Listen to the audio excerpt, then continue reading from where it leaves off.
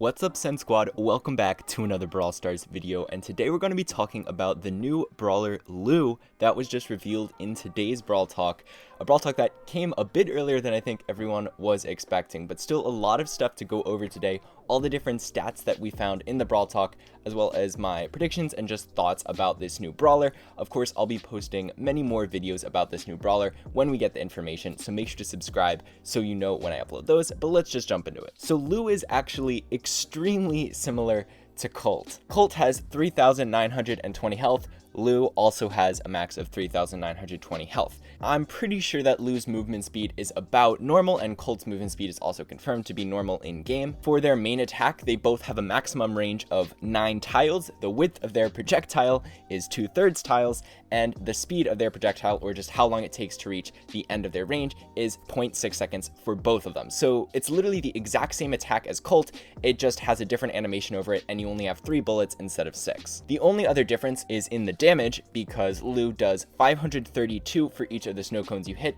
times 3 is a maximum of 1,596 damage. Colt does a lot more. He does slightly less per bullet with 448 damage per bullet, but he shoots 6 of them, so he can do a maximum of 2,688 damage. And the other slight difference between Lou and Colt is the fact that Lou has a faster reload speed at about 1.33 seconds, so 1 1/3 seconds, whereas Colt has a reload speed of about 1.6 seconds. So honestly, there's not too much to talk about regarding his main attack, because if you know how to play Colt, Lou is going to be very, very similar. The aiming is going to work pretty much exactly the same. So now let's talk about the more interesting mechanics, like his super. So Lou's super is going to spawn a large circle where if anyone walks into it, it will be slippery. So essentially they won't be able to turn or change direction right away. You'll still continue moving in the same direction that you are traveling in for a bit of time. Basically just how normal ice works. You keep slipping in that same direction for a while until you finally get enough traction to start going in a different direction. Now, we didn't actually see in the video whether or not this only affects the opponents. I'd assume it would and not be a drawback to your team at all, but you never know. There's a slight possibility that it could just affect everyone and sort of be a liability for your own team if you place it on your own side. Now, this super actually looks a lot similar to Spike's, just like how the main attack looks similar to Colt's,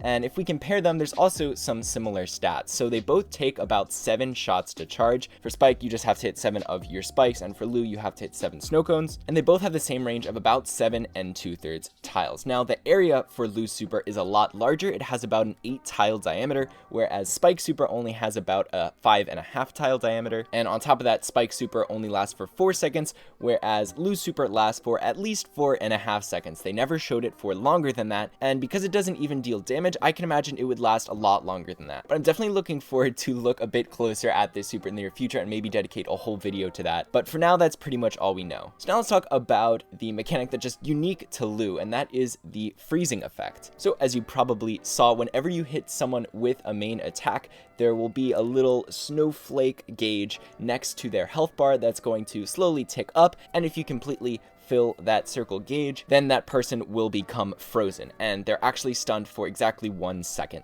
So you're going to need to hit 7 main attacks in order to completely fill up this gauge. It actually might be 6, although I'm pretty sure it's 7, but 6 I feel like would be so much nicer because it lines up with the 6-sided snowflake in the gauge, but I'm fairly certain it's 7. And you can actually charge up these gauges more if the opponents walk onto your super. And for that, there's about a charge rate of 9 seconds to fill the entire gauge. So if we're just looking at the tips of the snowflake, which mark off 1/6 of the full gauge, it'll take about 1.5 seconds to fill up 1/6 of that gauge. But the thing is, these gauges also deplete after a certain amount of time. So from what I could tell in the video, it takes approximately 3-ish seconds. That is a very rough estimate because it's very difficult to tell since the circle's so small, and the only time we see the gauge depleting is when someone walks into a bush right after. So there's really not much to go off of, but it's about 3 seconds it'll start depleting. So if you do want to get that freeze, you got to make sure that they don't run away. And I think there's a lot of opportunity for this mechanic to include a star power or a gadget of some sort. Like, you could definitely mess with how fast